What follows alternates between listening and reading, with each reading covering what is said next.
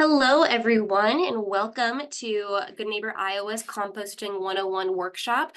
So sorry we had to cancel the in-person workshop tonight, but hopefully you all will be able to get all the information from this recording. Just wanted to be overly cautious about the impending weather and possible storms, so you're going to get all of the same information from this workshop tonight. My name is Kamryn Waymeyer. I'm a Green Iowa AmeriCorps Service Member, and I'm presenting today on behalf of Good Neighbor Iowa.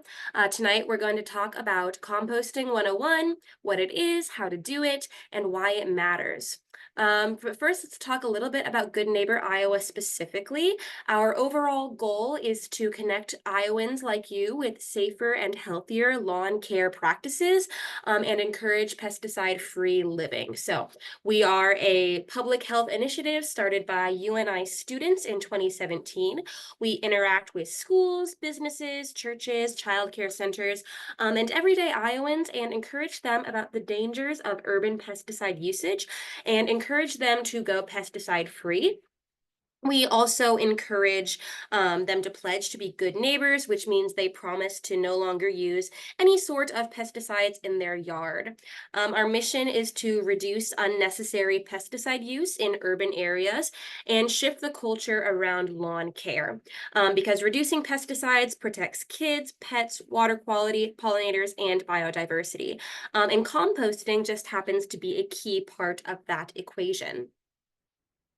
So since our inception in 2017, Good Neighbor Iowa's impact is growing rapidly. We have over 75 childcare centers that have agreed to go pesticide free, over 1,800 residents, 230 parks, and 40 schools, and many other institutions that have pledged to be good neighbors and go pesticide free, which we've estimated has protected over 20,000 children from the side effects of pesticides.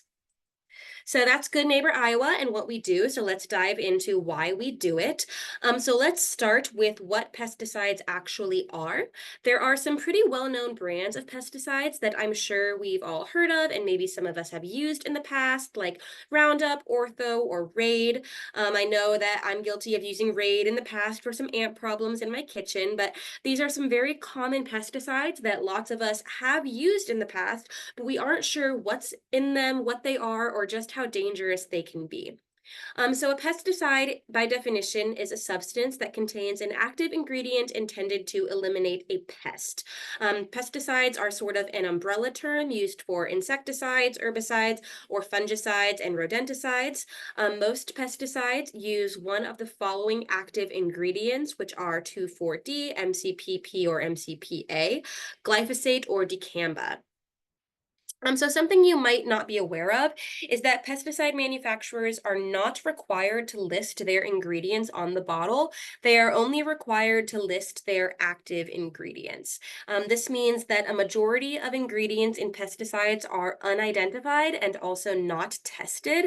And a majority of the time, these unidentified inactive ingredients can be more dangerous to human health than the active ingredients. So that's what a pesticide is. Now let's discuss why we are so concerned about the usage of pesticides in our lawns and why composting is such a great alternative. So a 2012 report from the American Academy of Pediatrics concluded that pesticide exposure in children should be limited as much as possible. It's also found that humans are exposed to pesticides in our food supply, from our drinking water, our air, and can have all sorts of nasty side effects. Pesticide exposures can be pose both acute and chronic health risks to all of us, but especially children. Children are especially vulnerable due to their unique physiology and behaviors. Acute exposures can cause severe poisoning, while chronic exposure has been linked to some serious outcomes such as pediatric cancers, neurodevelopmental delays like lower IQ, ADHD, asthma, and adverse birth effects like preterm birth weight or low birth weight. And it's not just kids. Pets are also at a higher risk for things like bladder cancer, lymphoma, and humans are at an incredible risk of different kinds of cancer due to pesticides. In this study down at the bottom, they found that pesticides, when compared to cancer, or when compared to cancer from smoking, they found that pesticides were linked to 154.1% more cases of non-Hodgkin's lymphoma than smoking, 21% more cases of leukemia than smoking, and 19.3% more cases of bladder cancer than smoking. So, yes, how we treat our lawns really affects us in multiple ways. So here's the good news. Going pesticide free and choosing organic lawn care promotes healthier soil. It feeds your lawn and garden naturally. It helps our pollinators. It eliminates toxic exposure to pesticides, and it keeps our pets and our kids safe. So it's a win-win-win-win. And composting is a very effective way to support a pesticide free lawn. So before you can compost well, you need to understand your soil, because your soil is what typically leads to having a healthy or not healthy lawn. It's typically below the surface where we start finding all these problems that are leading to bare lawns or weedy lawns or anything like that. There are a few main types of soil. We have sandy soil that drains really fast, silty soil, which is like smooth and slippery soil, clay soil that is really thick and sticky and doesn't drain very well. And then we have loamy soil down here in the corner, this really dark, rich, almost black soil. This is the Goldilocks of soil. It is just right. Here are some of those ones like more close up. Sandy soil, large particles in pore size, which means it drains way too fast. The silty has a lot of air spaces. The small particles are tightly packed in clay soil. And so we really are looking for that really perfect soil, and compost can help us get there. Another thing to know about your soil is to evaluate the levels of nutrients in the soil to see what you're missing and what you're high on or too low on. So balancing your soil's pH can help you grow healthier grass and plants. And doing these soil testing can help figure out what you need. You really don't need to test your soil every year.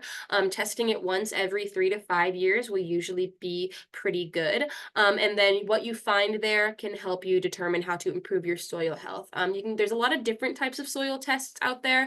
You can find them on Amazon, at Lowe's, at Home Depot. So just look around and see what you can find for your soil testing.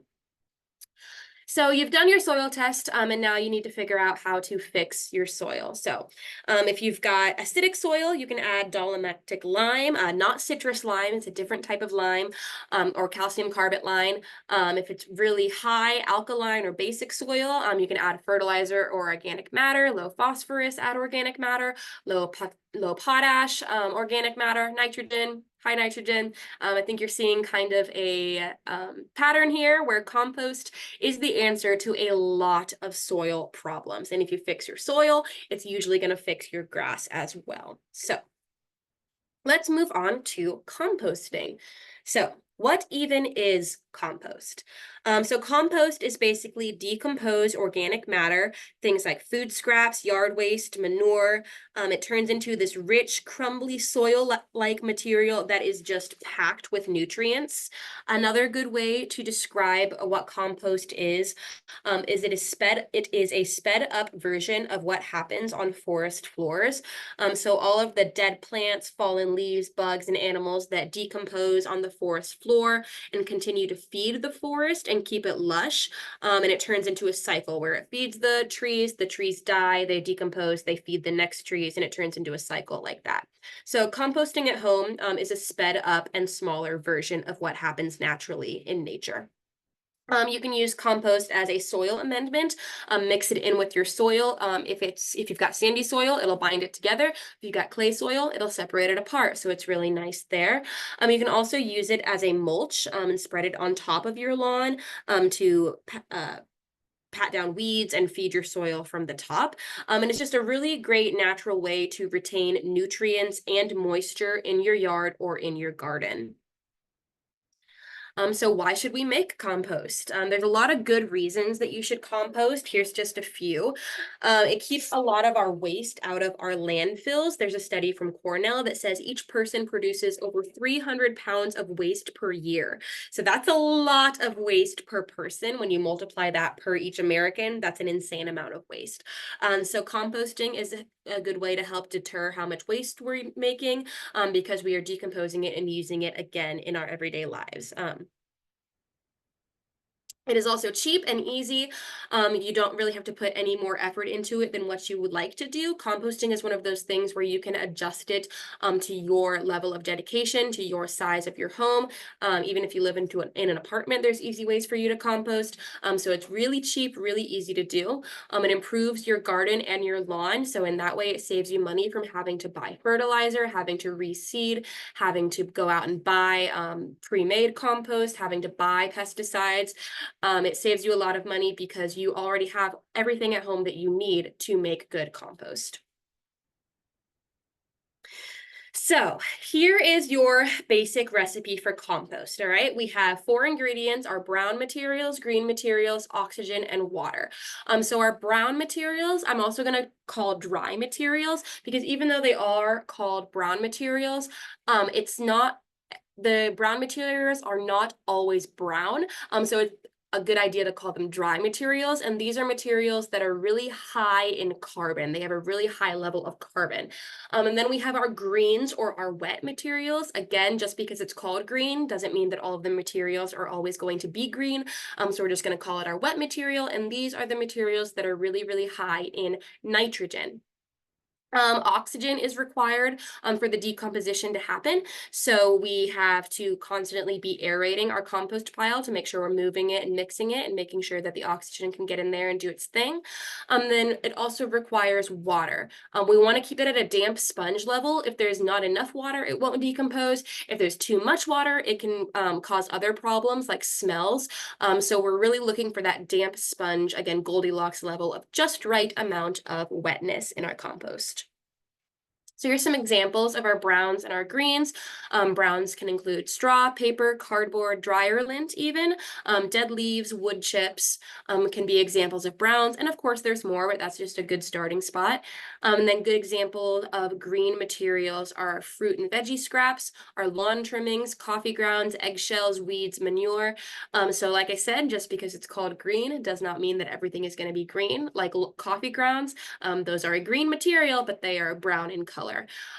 So the reason why I have a little asterisk down by weeds is because you want to make sure that your weeds are dead or de-seeded before adding them to your compost pile, because otherwise weeds are just going to start to grow in your compost pile if they're not dead when you add them to the pile. So there are also some things that you should not be composting. Large or diseased plants. Large plants take too long to decompose. You can cut them up and add them, but don't add them when they're super, super big. Diseased plants you want to avoid altogether because it's going to infect everything else in your compost pile. Meat, bones, fat you want to avoid because those can produce smells and attract critters and attract too many flies, too many bugs, and just kind of make a gross compost pile. Pet or human waste, I think that's kind of self-explanatory why we don't want to add those. We can add things like cow manure or chicken feces, but we want to stay away from pet and human waste. Dairy products, again, those can cause a smell that can attract critters, can attract vermin, and just make your compost pile smell not the greatest. Fresh weeds, like we already talked about, we want to avoid those. Make sure that they're already dead before you add them. And chemically treated grass, we also want to avoid because the whole point here is to not use any pesticides. So if we're using grass that has been treated with pesticides in our compost, we're just putting all of those chemicals into our compost and then respreading it out onto our lawns. So we also talked about air and water. So that air is needed, that oxygen is needed for our compost pile to decompose. We need to go out there and be turning our compost pile. A good rule of thumb for keeping the optimal level of wetness in our compost is add water to it when it seems a little bit dry, and add some brown materials like the wood chips or sawdust or straw when it's a little bit wet, just to keep that nice even level of wetness. We also want to aim for a 25-to-1 ratio of carbon to nitrogen in our compost pile to achieve optimal compost and decomposition. So this might seem like it's going to get a little bit scientific, but it's really not as complicated as it sounds, because luckily most items that we are composting already have a ratio that is fairly close to 25-to-1. So don't overthink it. Don't think that you need to have a 25-to-1 brown to green ratio. That's not what we're saying. I'm going to show a table on the next slide that explains this a little bit better. So a good rule of thumb is to just keep it balanced with 50% brown materials, 50% green materials, and your compost pile should be pretty close to that 25-to-1 ratio. So here's some examples of materials that have carbon to nitrogen ratio. So vegetable scraps are high in nitrogen, so they have a 20 or a 15 or 20-to-1 carbon nitrogen ratio. So boom, that's already right in the sweet spot. Grass clippings have that exact ratio that we're looking for.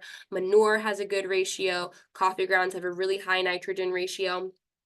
So that's awesome. And then we go up here to our browns. These are things that are going to be higher in carbon. So autumn leaves, they can have a 30-to-1 ratio, so they're pretty close to what we want. Straw has a pretty big range of what it is.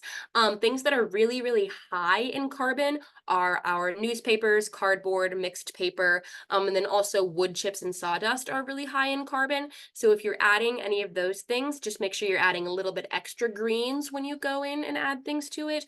But typically, it should work itself out. The ratio should stay pretty much close to 25-to-1 on its own. But if you're going to add some things that are higher in carbon, just add a little bit extra green as well. Okay, so there are two different kinds of compost. We're going to focus today on cold composting, but I'm just going to touch really quickly on hot compost, and then I'll give you some great resources to dive deeper into hot composting if you are wanting to do it that way. So hot composting is ready a lot faster and a lot sooner to use in your lawn, in your garden, than cold composting is. But the problem with that is it is also a lot more work. There's like a specific temperature that you need to keep it at. There are composting thermometers that you should buy for hot composting. It requires daily mixing, daily feeding, and it's just overall a lot more work to get that good compost. If you're the kind of person who's out every single day working in their garden, hot composting might be a great option for you. And then I'll give you some resources at the end where you can dig a little bit more into hot compost. But today we're going to be focusing on cold composting. Cold composting is a much slower process, but it's also much easier, easily adapts to your needs. It's a lot less work. It's kind of the set it and forget it type of compost where you just add things to a pile when at your leisure, when you want to add stuff, mix it when you feel like mixing it. It can take up to a year for cold composting to be ready, but the more often that you mix your cold compost, the sooner it will be ready. So you can choose whichever one it works best for your lifestyle. Okay, so when beginning your compost pile, you want to make sure that you have enough brown and green materials in a bin that is at least 3 feet by 3 feet by 3 feet, or a rotating barrel. The rotating barrels are really, really nice, and I'll show you an example of one. So this is an example of a rotating compost bin. You add your scraps in there, and then you just rotate it like you're spinning almost like a bingo chip thing, and it mixes it for you. You don't have to get in there and dig. So if you're sensitive about smells or you just don't want to see it all the time, you just keep adding stuff and rotating it at your leisure until it becomes completed compost like that. So these bins you can get on Amazon, you can get on other gardening or lawn care websites, and they're a great resource to have. Or you can just build with pallets a 3 feet by 3 feet by 3 feet bin, and you can do it in there and stir it by hand. Either one is great. So yeah, you want to make sure you have enough brown and green materials to start, and then you need to start layering. So when we're layering things, we want to start with a layer of brown. So our browns are straw, our sawdust, our dead leaves, things like that, our newspaper, cardboard. And you always want to start with a brown layer because that separates your compost pile from the earth, and it's easier to keep out critters, keep out too many bugs, and just keeps it nice and tidy. So when you're adding your compost, you start with your brown layer, then you want to add a green layer, and then a brown layer, and then a green layer, just layering it like that. You want to water in between each layer, so it's a little bit like lasagna. So you add your brown, give it a little water, add your green, add a little water. If you're adding any fresh food scraps, you also want to make sure that you are adding those as close to the center as you can, because then you have the best chance of keeping rodents and keeping critters out of there. Okay, so you've built your compost pile, and now you need to maintain it. So the most important thing to remember to do is to turn it. So remember, oxygen is needed for decomposition, so you need to be turning your pile. We're making cold compost, so it's not necessary to turn it every single day. It's not even necessary to turn it every single week. But remember, the more often you turn it, the sooner you will have compost that is ready to use. Remember to keep it moist but not wet. Water it if it's too dry, add browns if it's too wet. Remember, we're aiming for that damp sponge level of moisture. Remember to always bury your food scraps whenever you're adding new compost. Always bury it in the middle to make sure you keep critters away from it. And remember to maintain your balance of brown and green. Try to keep it as close as possible to that 25-to-1 ratio of carbon to nitrogen. But also remember that a lot of things that you're adding already have that carbon to nitrogen ratio that's pretty close. So if you just aim for 50% brown, 50% green, you should be good. Now let's go over some troubleshooting problems. One common misconception about compost is that it's really smelly, but proper compost should not smell bad. It should smell like a forest, it should smell damp, it should smell earthy, but it should not have a bad odor. So if your compost smells bad, it's usually because you're doing something wrong. So it could be that it's too wet or that it needs to be rotated. So add some carbon-rich brown materials like sawdust, cardboard, straw, or rotate your pile to see if that smell doesn't go away in a few days.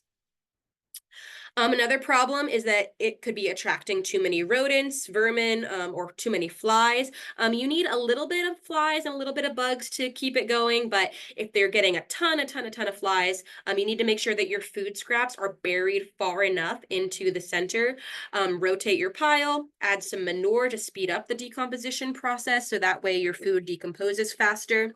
And check to make sure that you are composting the correct materials. Check to make sure that you aren't composting any meat or dairy, because those are things that could attract animals. Finally, maybe you've built it. It's been like 3 or 4 months and your compost is just not decomposing. So sometimes things don't work like they should. So go through, make sure you're doing everything right. Check your moisture level. It could be that it's not damp enough. And if everything seems to be working correctly, go ahead and add some manure or add some store-bought completed compost, or maybe your neighbor has a compost pile. Add some compost that is completely done to that pile, and that should jumpstart the decomposition process. Okay, so your compost is ready. Yay. Your compost is ready when it looks like dirt. So you see this pile here. This could very easily be a bag of Miracle-Gro from the gardening store. It does not look like grass or food scraps or anything like that. It looks like dirt. That's how you know your compost is ready. You should not be able to see any remnants of what you were decomposing. You shouldn't be able to see twigs or bits of carrot or anything like that. It should look like dirt. When it's ready to use, you can use it in your garden or your lawn. If you're doing a new garden bed, you can go ahead and mix it in with the dirt in your new garden bed, and that'll make it really nutrient rich. You could spread it on top of an existing garden bed to feed it from the top, or you could spread it on top of your lawn and use it like a fertilizer or a mulch. This is really great when you are trying to get rid of some weeds. If you grow your grass a little bit taller and then put out your compost on it and then rake through it with just like a normal garden rake, that compost should suppress the weeds and allow the grass to grow through it. And that's a great alternative to spraying any weeds in your lawn with pesticides. So, our original plan when we were going to do this in person was we were going to be able to do some hands-on activities, and everybody could make a little jar of compost and take that home. Unfortunately, that's unable to happen, but we'll just go ahead and talk you through what we were going to do. So we were going to have a little jar, and I had some brown materials and some green materials, and we were going to layer it like lasagna: brown, water, brown, and repeat. Always start and end with brown to avoid smells and critters. So that's just a really good rule of thumb. Start with brown, end with brown. Food scraps go in the middle, water every single layer. And other than that, we're gonna go ahead and wrap this session up. So remember I said we were focusing on cold composting today. If you're interested in doing some hot composting, I definitely recommend checking out Epic Gardening on YouTube. Their YouTube channel is really amazing. They have a ton of gardening videos that pertain to compost, whether that be hot compost, cold compost, rotating compost, or any type of compost in between. They are a really great resource to go ahead and check them out on YouTube. Sloat Gardening Center is a website that has a lot of information and webinars on composting and garden care. And then Beyond Pesticides is one of Good Neighbor Iowa's partners, and we really recommend them go over and check out all the other advice they have to offer about managing your lawn, managing your garden without pesticides. So with that, I want to thank you guys all for coming. If you have any questions, you can email them to us at goodneighbor at uni.edu. And other than that, we want to thank you guys for logging on and joining us. Again, apologies that we couldn't host this in person, but we really hope you enjoyed taking the time to view this video, and hope that you learned something new about lawn care, pesticides, and composting. So thank you very much.